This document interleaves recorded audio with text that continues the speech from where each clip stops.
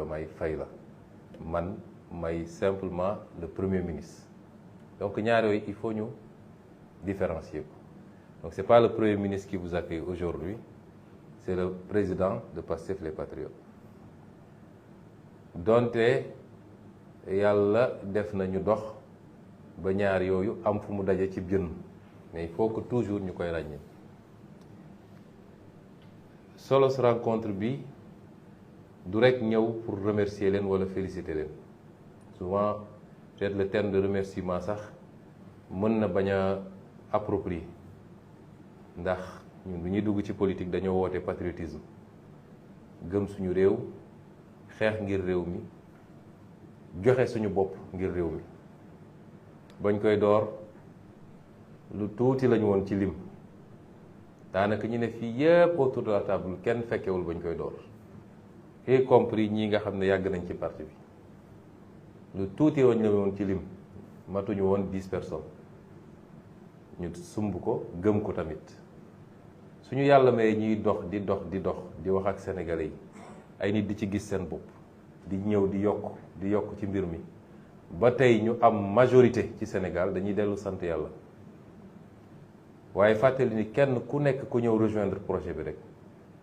bul musa fàtte ne ba ngay ñëw du suusal bu ñu la fi diggoon du mburaake bu ñu la fi diggoon te mosuñu wax kenn ñëw leen ñu dem xeex bu ñu gañee daal di séddoo réew mi suñu discours ça a toujours été constant patriotisme la ñu woote te patriotisme nag li xew yépp am na solo waaye tey la patriotisme di commencé xam ngeen bi yonent bi alayhi salaam ne jóge nañ ci jihaad bu ndaw ña ngay dem ci jihaad bu mag ñëpp dañ ne woon kii li muy wax ni nit ñi xeex fii ay xare ay bakkan rot fii ay nit gaañu fi nee na boobu mooy yoon bu ndaw bi parce que bi mu demee ba yàlla jox ko léegi lenge yi boobu la xam ni défi bi foofu la commencé la ca des yëpp échauffement la woon défi baa ngi doog a commencé li tax défi bi door a commencé mooy li ñu diglanteeg Sénégalais yi taalaa kulli xaal dañ ko def incha allah muy benn waaye ñëpp xam nañ ni li tax ñu mën ko def xeex bu rëy la ñaareel bi mooy nguur dafa ànd ak tentation nit dina taxaw tey bëgg laa laaj loo xam ne xelam xalaatul woon mu laaj la ko démb lan moo tax parce que jàpp na ni fi mu toll nii war ngaa diis te fekk tey nga gën a oyof nag bu dee rek da nga yor te jaarale ko ci yoon moo tax liggéey bi dëgg-dëgg mu ngi door kon daje bi du rek pour ne ñu ngi leen di féliciter ñu ngi leen di remercier parce que liggéey bi am na solo te production artistique dafa mën na yóbbu mbir fu ko leneen mënul yóbbu dafa am solo kenn ku ne ci yéen mënul xam li mu jot a produire moom ban impact la am ci liggéey bi parce que am na koo xam ne peut-être discours Ousmane Sonko sax du ko déglu wala su koy déglu du ci comprendre dara waaye bu gisee kenn ci yéen taxaw jaarale ko ci beneen yoon ci lay gën a am attention pour déglu loolu dafa am solo ci liggéey bi moo tax seen contribution apprécier nañ ko à sa juste valeur ñu leen ciy féliciter bu baax parce que it kenn ku ne ci yéen bi muy jël engagement am amaana am na fu gënoon a tooy foofu su fa demoon poosam dina diis lool ci jamono joo xam ne ñun suñu dara leeruloon bëri na loo xam ne am na fii ñoo xam ne 2017 la ñu génne seen clip suñu première élection législative kenn xamuñu woon maa ngi fàttaliku lan ñi way Sonko neexu lanam dëggu Mike waaw ñoom ñoo njëkk a génne defe na 2017 ak beneen son boo xam ne Casamance la buñ daan def suñu campagne yor suñu pick-up boobu yooyu lañ ci daan teg loolu yàgg na ba ñu génnee te jamono bi ñuy génnee man ak président Diomaye ña nga woon fii tëdd à côté daan après laa doon gis yu bëree bëri te xaw ma leen xamuñu ma loolu c'est très appréciable te xam naa ni benn bu nekk ci li ñu produire am na impact bu mu am ci mbir mi kon ñu ngi leen ciy féliciter bu baax waaye loolu mooy li gën a ni tuuti ci li tax ma ne nañu daje tey li tax ma ne nañu daje tey point de départ la ci la reprise des activités politiques ñu yaakaaroon ni léegi poste premier ministre tax na Sonko amatul jot politique ba ñu ne ci comme on dit quand le chat n'est pas là ñu ne ci di cëppi nañu xam ni activité politique yi reprendre te xamante nañu nag waaw xamante nañu bu baax bëgguma ci wax lu ëpp waaye nañu xam ni activité politique yi reprendre na te daje bi mooy départ bi yeneen composante yépp nitu diine yi nga xam ne ñëpp gis nañ seen taxawaay ci télé yi ci rajo yi demee noonu bu soobee yàlla bu ñu jógee ci màggal gi naa leen dalal ñoom sax defe naa yendu laay def ak ñoom parce que artistes yi ñemewuma seeni dànq mooy bañ dépense bi xaw a bëri jeunesse bi yenn organisation de jeunesse yenn organisation féminine yi en tout cas toutes les composantes loolu bokkul ak les activités et les actions sur le terrain parce que man nag tëju ci bureau yi taal clim man xaw ma ko de waaw lañ ci war a def nag dañ ko def jaadu woon na ci lii ñu traversé ñu ne la réew a ngi nii ak réew ni mu toll nga war koo jël ci condition xam ne néew na Sénégalais yi xam li xew waaye dinañ ko xam ci fan yu néew soreetul waaw teel a xuloo jaru ko woon léegi mbir yëpp leer bu soobee yàlla mais jaadu woon na ci conditions yi ñu jël un peu de temps ci gannaaw son excellence le président Bassirou Diomaye Faye daal di sëgg tuuti ci liggéeyu état bi parce que nit ci jamono ju ne da nga war a xam lan mooy farata lan mooy sunna lan mooy afdal bu farata jotee nga ba ko fi dem def sunna xamal ni amoo dara wala amoo lu bëri ba ñu sénégalais yi dénkee réew mi la ñuy xaar ci ñun tey di ko xaar ci ñun dans 2 ans di ko xaar ci ñun dans 5 ans mooy lan la ñu def ci réew mi loolu la sénégalais yi di xaar ci ñun te sénégalais yi nag ëpp nañu Pastef la ñu ànd ci pouvoir la ciy sympathisant moo ci ëpp li ciy partisan parce que noonu la politique di doxee dans tous les pays du monde bëri na ay sénégalais yoo xam ne faruñu ci benn parti jëluñu carte membre benn parti waaye dañuy seet d'une élection à une autre ñu seet lan moo leen doy li ëpp ci ñu voté pour ñun en 2024 boo moytul 2029 keneen la ñu voté lool 2019 keneen la ñu voté lool 2017 keneen la ñu voté lool donc il faut pas qu'on se trompe de perception nañu xam ni lañ ñu dénk ëpp na parti politique donc suñu dénkoon càmbaraguñu réew mi defaguñu état des lieux bi xamuñu lu baax ak lu bon xamuñu yàqu bi fan la toll ñu bàyyi loolu yépp nekk ci mbirum parti politique defe naa Sénégal yi nañ ñu gaaw a jëppi moo tax dégg nañ ñu ne ndax par essence sénégalais moo impatient ci ñaari weer ñetti weer nit mun a taxaw ne déggatuma gaay yi gisatuma gaay yi won nañ ñu gannaaw waa gaay yi ci lan la ñu nekkoon ña ngay xëy fajar ba 2 heures du matin nekk ci li tax sénégalais yi wóoluñu ci loolu la ñu nekkoon loolu doo ko fi bàyyi naan maa ngi accordé audience à des militants suba ngoon bëgg lu neex militants yi du tax ñu def ko ndax nag bu ñu fàtte suñu contrat dans le parti politique mooy on a toujours été très clair avec les militants chaque chose en son temps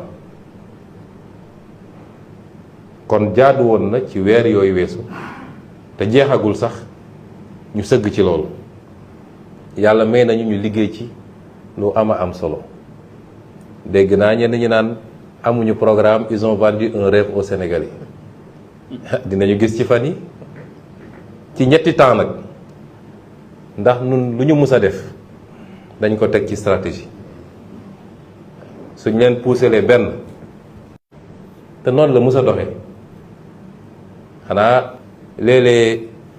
nit ñee xaw a gàtt souvenir rek waaye ni ñu doxalee ba egsi ci élection ba yàlla jox ñu ko rek war nañu xam ni ñun duñu ay como te dañuy liggéey teg ko ci temps teg ko ci stratégie te noonu la ñuy yoree état bi moo tax ñu ngi ci temps évaluation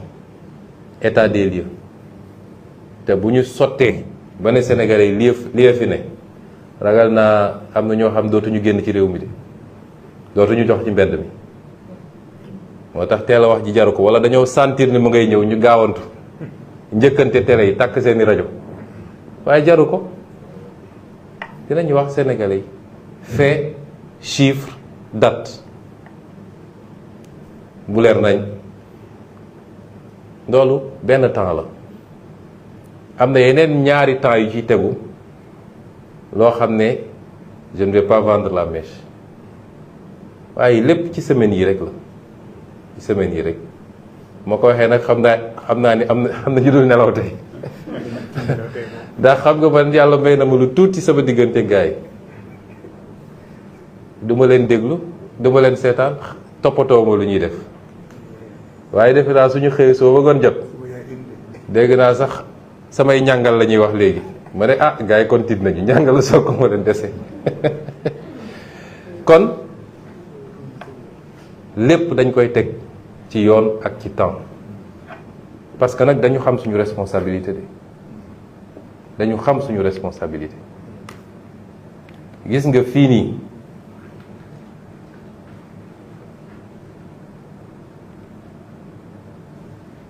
waxal ma kii mu ñëw ubbil ma bureau bi ci gannaaw gis nga fii li ma bëgg a dalal xelu militant yi mooy kenn gënuñoo xam lan mooy projet bi ndax ñoo ko togg ñoo ko sumb ñoo ko bind kon kenn gënuñu koo xam muy benn ñaareel bi kenn gënuñoo xam le sens de notre engagement kenn lay yàq projet bi mun na jóge ci ñëpp ba mu des ñun ma dalal nit ñi ñu ànd ak tey ak dal ndax xam nañ fi ñu jëm leer na nañ te dinañ fa yegg bu soobee yàlla kon responsabilité bi ñu am ñun xam nañ ko te li ci gën a néew waaye moo ci li ci gën a fort en même temps mooy ay ndaw joxe nañ seen bakkan pour que Sénégal change dama xamul ndax nit ñi comprendre nañu sensu loolu su ma déggee ñu toog fii di wax ay waxu matériel ay waxu poste ay waxu dama naan nit ñi est-ce que comprendre nañ ils n'ont pas compris man amul jour bu may xëy te sama xel du dem ci loolu amul jour bu ma tëdd guddi te sama xel newul ci loolu amut voilà kon li ñuy def dimension bi mu nekk du dimension bu ñu xam ci politique dimension bi ñu xam ci politique fii Sénégal ñu newuñu ci dimension boobu président Diomaye chaque jour su dara amee wala ñu gis benn affaire da koy naqari ci yàq-yàq yu ñu yàq réew mi da koy naqari et chaque fois la même phrase la may wax mu ne ma gis nga lii ñun mënuñu ko fàtte ça ñii ñan ñoo ci am 30 ans amul daanaka lan moo tax ñu dem c'était pour que le Sénégal change président Diomaye loolu la may chaque fois mu ne ma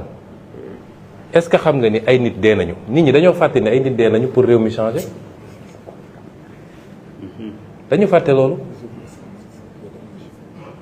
moo tax ñun mënuñu ne fii gis nga les avantages yi ànd ak pouvoir yàlla métim xam na ni man gisuma ko parce que amul solo bu ñu tombé woon ci loolu rek on a trahi ces gosses là te bu boobaa nag la ñuy rendre compte suñu borom parce que ban hommage la ñu mën a rendre xale yi mooy ñu ne ci 5 ans def nañ lii ci Sénégal ci 10 ans def nañ lii ci Sénégal coppite bi ñu doon wax ci Sénégal def nañ ko ba ñu gis ko c'est ça l'enjeu aujourd'hui te ci loolu la ñu nekk subaak ngoon guddeeg bëccëg moom il siège au gouvernement xam na li ñu wax te duñ ci am lu ñuy lam-lame El Malick Ndiaye bii il est ministre dans mon gouvernement bu ma xëyoon ñu ne ma jox nañ ko 200 000 francs mu jël jour boobu il sera pas ministre dans le gouvernement bu ko jëlee midi et demi il ne sera plus ministre loolu amuñu ci luñ ciy sédd ak luñ ciy calculer ba tax la ñuy woo ñëpp mooy li ma démarré léegi liggéey baa ngi doog a door challenge bi dëgg mi ngi doog a commencer mu interpeller chacun d'entre nous yéen en tant qu'artiste ndax seen mission dafa jeex keroog bu ñu neen fal nañu président Bassirou Diomaye Faye ngeen dem aj seeni kooraane ñu xaar prochaine élection wala kenn ku ne ci yéen projet bi mu gëmoon ba tax mu tëju fenk li muy fenk woy ko day ñëw ànd ak projet boobu accompagner ko kenn ku nekk nag ci domaine ba nga mëne loolu mooy questionnement bi il faut ñun ñëpp ñu nekk ci beneen niveau ci conception suñu relation ak la chose publique mais suñu conception suñu responsabilité ci projet bi kenn ku nekk la taxoon nga dugg ci gëm ko ba am loo ci def tey nga war a gën a takku nag ndax bu doxul suñu échec la ñun ñëpp dinañ ma ci tudd nañ ci tudd président Diomaye waaye dañ ne ah yow de yaa fi woyoon tàgg gars yi ne suñ leen joxee réew mi gis nga fi mujj kenn ku ne suñu responsabilité la moo tax tey la ñu war a gën a takku ci naka wax naa leen ni ay temps la gars yi dañuy wax état de grâce état de grâce c'est pour les faiblards ñun soxlawuñu état de grâce état de grâce c'est pour les faiblards ñun ba ñuy nekk parti politique opposition amuñu état de grâce dañoo judd rek ñu daal suñu kaw ñun ñooy parti boo xam ne su doon xale la dafa judd rek dox jàngul toog jàngul raam parti bu dëgg dudd 2014 2015 ñu dal sa kaw 2016 ñu dàq la sa liggéey noonu ba fi mujj ñun soxlawuñu état de grâce ñiy wax ay état de grâce va bientôt se terminer déedéet na bar kuy opposé wu rek génnal ñun soxlawuñu état de grâce loolu mbirum tapet la ñun xamuñu loolu ñun cooki la ñu xam dans le bon sens du terme nag du ñu tooñ kenn mësuñoo gis ñu tooñ waaye ku ñu tooñ fekk ñu fi loolu la ñu xam te réew mi noonu lañ koy yore mooy ku bëgg a opposé wu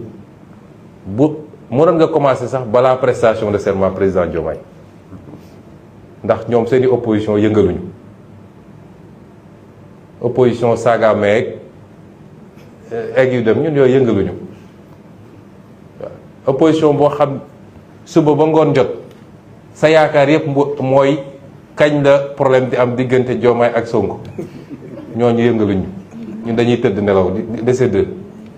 opposition boo xam ne ñay ténor yi kenn ñemewu cee génn wax waaye da ngay dem fay nit ne ko jógal wax ñooñu nag ñooy les agneaux du sacrifice ndax ñi ñuy fay naan leen jóg leen wax lañ leen xamee mooy xaste ak saaga nañu xaste nañu saaga et puis dama jàpp ni ñenn ñi dañoo gëmagul ñoom nekkatuñu pouvoir quoi topp ci nit di saaga mu muñ ba ñëw ñu jox ko doole nga ne damay saaga aywa te kuñ ci ne ñuuj nag doo gis gars yi avocat sax doo ko gis gars yi mënuñoo xeex de ñii li ma ne benn lacrymogène la gars yi xaaj ñeent sànni leen ñu soj ñoom ñëpp mbir maa ngi nii nun amuñu problème na métti rek mais état de droit la ñu wax ku ñëw ne d'accord maag agriculture bi niñ ko doxalee wala napp gi wala càmm gi wala jàpp naa Ousmane Sonko avec des preuves jël na xaalisu réew mi c'est ton plein droit loolu amul benn problème mais xëy rek topp ci ay nit nekk ci seen der nekk seen vie privée dugg seen njaboot lu bon lu ne nga wax ko waxoon naa leen ko grand théâtre dégguñu am nañu mos nañu continuer noonu rek loolu dina jeex ci réew mi de wala dem fay nit ne ko bindal ma El Malick laa bëgg nga xasal ma ko wala nga détruire ko loolu dina jeex ci réew mi parce que dafa dul yoon nañu waxante dëgg te il faut ñu comprendre yi nag bañ ko doon def mu yomb ci ñoom ndax ñoo yoroon lengay am ñu leen boot ne leen defal loolu soppiku na kenn du fi instrumentaliser kenn mais dinañu def politique opposé wu dans le respect mutuel loolu moom dina am débat d'idées ku ci wóolu sa xam-xam man je suis prêt à tenir des débats avec tout le monde débat sur les politiques publiques sur l'État sur nos ressources naturelles sur nos finances publiques sur leneen ak leneen ko bëgg ñu débat loolu amul problème mais yenn yi moom dootul mën a am ci réew mi ba tax nag ñun soxlawuñu état de grâce ndax xam nañ lañ yor xam nañ fi ñu jëm tekkaaral bii ngeen gisoon tekkiwul faiblesse tekkiwul dara ci étape yi di ñëw nag yu bëri dina ci am te composante bu nekk il faut mu jouer rôle am référentiel bu bees bi nga xam ne moom la ñuy togg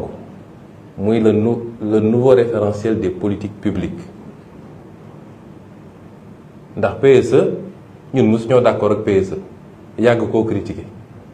PSE pare nañu Sénégal pare na ak PSE ñu ngi naan gars yi amuñu programme ñoom liñ doon liggéey ci ñaari at ñun dañ koo liggéey ci juróomi weer ndax entre phase dama bëgg yooyu mu leer parce que dañuy essayer intoxiquer Sénégalais yi avec une mauvaise foi extraordinaire réew moo dem ci àdduna candidats yi dañuy ñëw présenter un programme mais bu yàlla defee nga gagné programme boobu da nga koy opérationnaliser programme bi nga def dafa génne les grands axes de ta vision mais boo demee ba yor léegi réew mi ca ngay opérationnaliser nag def beneen document bu gën a détaillé boo xam ne day méngóog les données les chiffres que tu ne pouvais pas avoir ba ngay nekk ci opposition mais bu collé ak sa programme yéen a ngi fàttali ko président Abdoulaye Wade bi ñu ko falee programme soppi la andi woon il lui a fallu combien d'années pour génner la stratégie de croissance accélérée 3 ou 4 ans je ne sais pas ki fi jóge président Macky Sall yoonu yokkute lañ ko fale woon il a fallu 2 ans pour mu génnee PSE bi te dafa dem fay 3 milliards un cabinet étranger mu defaral ko ñun fay ñu dërëm avec l'expertise locale en 4 mois on va vous sortir un document d'opérationnalisation ñu ne ci télé yeeg rajo yi le projet n'existe pas léppi bu ñu génnee document bi dans les prochains jours ci anam boo xam ne kenn ku ne ci yéen bu ko gisee dina xam ndax lii dina changer Sénégal du ko changer référentiel boobu nag bu ñu ko génnee la liggéey bi di lancé wu dëgg-dëgg te liggéey boobu dafa laaj vulgarisation dafa laaj communication dafa laaj sensibilisation ñu koy def nag ak toutes les composantes civisme service civique citoyenneté communication. Il y a un bureau spécialement à la primature pour ça ak yeneen ak yeneen kon kan moo gën a yomb kan moo gën a am facilité ci tasaare message wala vulgariser qu'un artiste amul kon seen mission jeexagul mu ngi doog a commencer et c'est pourquoi est un artiste de qualité parce que ñi ma fi gis ñëpp am nañu niveau téye document bi lire ko comprendre ko jukki ci benn fànn ne lii bëgg naa ci waxtaan ak telle catégorie de la société ñi fi nekk ñëpp surtout transport. ñëpp waxuma waxu transport donc noonu la ñuy xaar ci suñu nee dañoo bëgg qu'on continue ensemble l'aventure l'aventure ne s'est pas arrêtée le 24 mars pour les uns elle ne s'arrêtera pas d'ici des décennies bu soobee yàlla il faut qu'on continue ensemble cette aventure te kenn ku nekk ñu xool nuñ ko ciy impliqué nu mu ciy gisee boppam doon un acteur de transformation structurelle bi ñu wax fii ci réew mi doon joxe sa participation wala continuer di joxe sa participation c'est pourquoi mënuñu am une vision très réductrice ñi fi waroon teew war nañoo ëpp ndax am na d'autres types d'artistes wax naa ko El Malick yaa naa ñoo xam ne par la peinture ils ont beaucoup travaillé à vulgariser ce qu'on est en train de faire am na ñoo xam ne par d'autres moyens et on va continuer à élargir keroog bi may installer le comité pour célébration Thiaroye 44 nga xam ne c'est une obligation mémorielle pour nous mënuñu continuer di subir l'histoire même quand elle nous a été imposée par le sang ba pare duñu rétablir la vérité historique ba suñuy doom ak suñuy sët xam li fi xewoon mun a jël matuwaay pour mu bañ a amati mais biñ ciy wax posé nañu débat boobu le rôle des artistes ci loolu le rôle des artistes tey artistes yi fi nekk peut-être ñoom la ñu taamu parce que je voulais assis sama tur ak ci turu président Diomaye vous remercier mais li may wax nii ëmb na artistes yëpp nag ça n'exclut aucun artiste même ku ne man je ne fais pas de la politique intéressé wu ma il faut que ñu jàng séparer ñaar mun nga bañ a politique mais gis ni lii baax na ci réew mi en tant que citoyen nga ne lii dama ciy dugal sama loxo loolu bokkul ak politique jëndoo carte de membre demoo ci meeting ànd ak truc mais lii état bi da koo bëgg a def par exemple ci mbay mi fexe ba remobiliser Sénégalais autour de l'agriculture nga ne man artiste la te am naa ñu may déglu am naa sama public bëgg naa jàpp ci lii parce que lii su doxee réew mi naat ça n'a pas de rapport avec la politique c'est pas un engagement politique mais les gens font souvent l'amalgame noonu nga xam ne imam biy def prêche am wala prêtre biy def sermon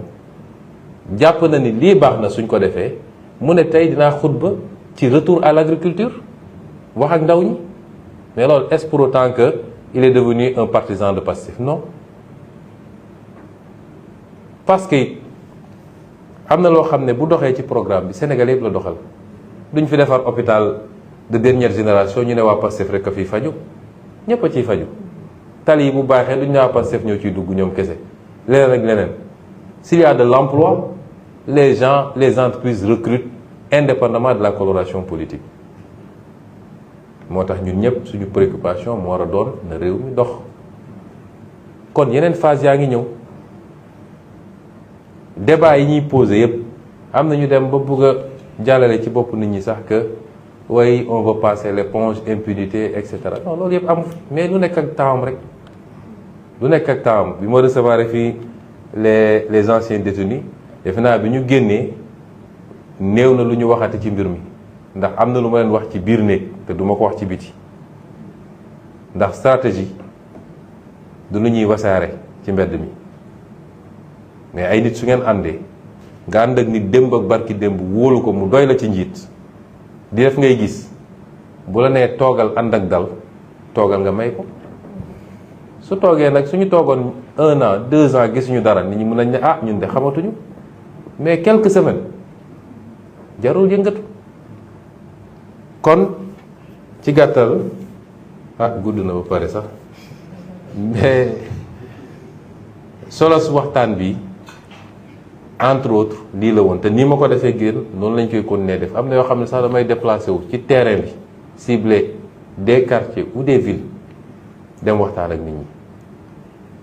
portage la boo xam ne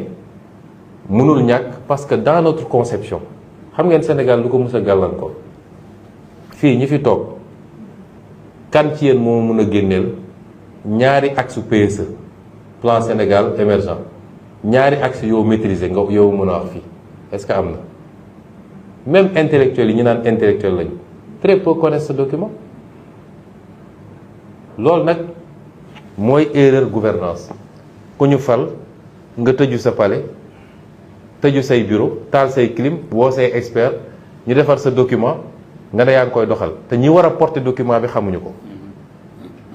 ñi war a porter document bi xamuñu ko ñun suñu nee dañuy defar on va présenter bientôt aux Sénégalais le plan la vision Sénégal 2050 xam ngeen suñu yitte mooy lan ñu dem ba Sénégalais ki yor taxiem di dawal boo ko laajee ci vision 2050 su xamul lépp it di la mën a jukkil dara lu jëm ci secteur am peut-être ne la lii de nee nañ dañ koy def te nii lañ ko bëgg a defee te suñ ko defee dina baax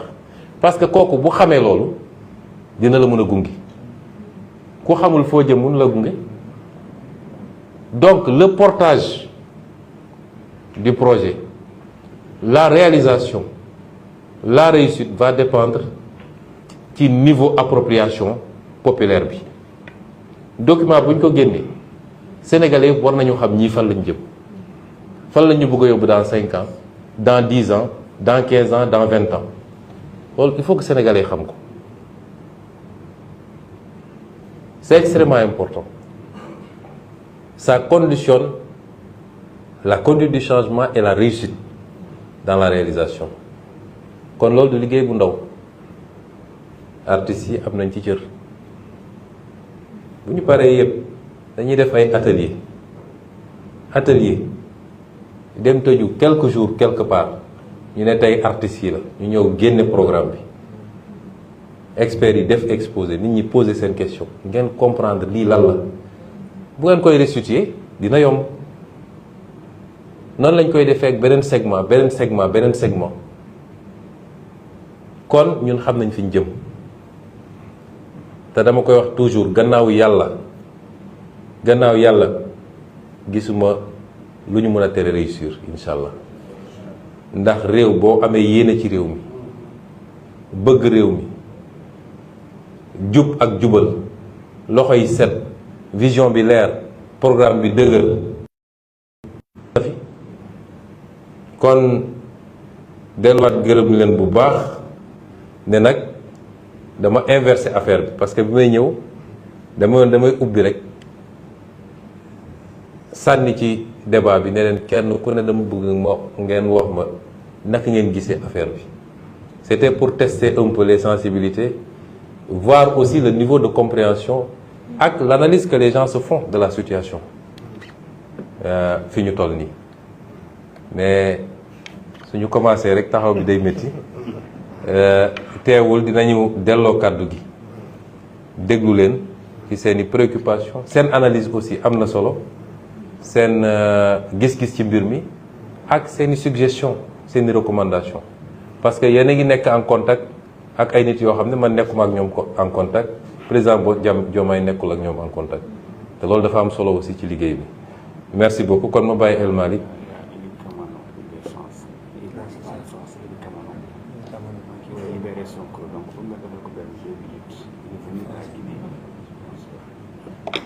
Ah, Monsieur Kamano. Monsieur Kamano, vous comprenez wolof apparemment. Bon, en résumé, ouais, mais je vais faire le résumé pour vous. En tout cas, je me réjouis de vous voir ici. Ça nous réconforte dans notre perception panafricaniste. La Guinée, le Sénégal, la Côte d'Ivoire, le Mali, Burkina, sommes les mêmes pays. Et nous devons aujourd'hui prendre la hauteur par rapport aux enjeux qui nous interpellent. Souvent, nous retombons dans les mêmes pièges qui, in fine, ne concourent qu'à une chose, diviser encore les Africains plus qu'ils ne le sont. Sur des détails, tel a dit ceci, tel a fait cela, nous ne sommes plus panafricains, nous ne sommes plus ceci. Vraiment, on doit dépasser cette étape-là. C'est pourquoi je suis très content de vous voir ici. Et en résumé, ce que j'ai voulu expliquer, j'ai tenu à rencontrer une petite poignée d'artistes.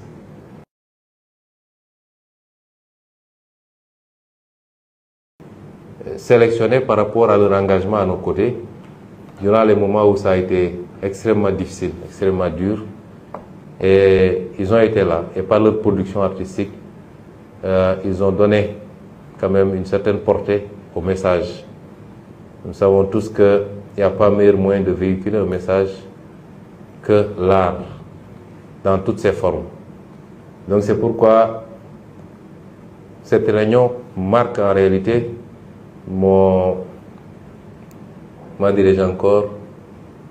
la reprise des activités politiques.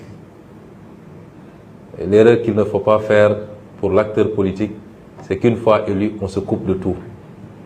Pendant 4 mois, on a été obligé effectivement de faire une retraite stratégique pour nous pencher sur l'état des lieux.